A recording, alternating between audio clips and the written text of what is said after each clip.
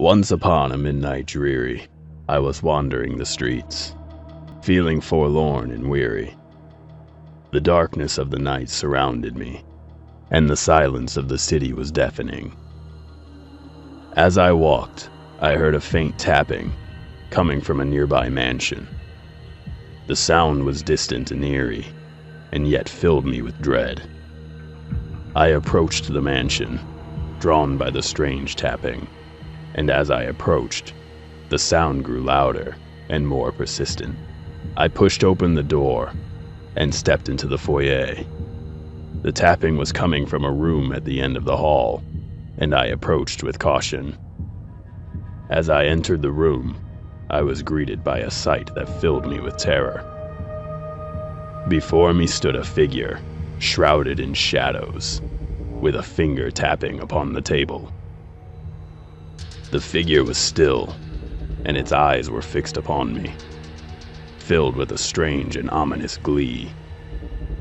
And as I stood there, frozen with fear, the figure spoke to me. Its voice was cold and hollow, and it filled me with a sense of dread. The figure spoke of death and of the horrors that lay beyond. And as I stood consumed by its words, the shadows began to writhe and twist, taking on the shapes of my deepest fears and desires.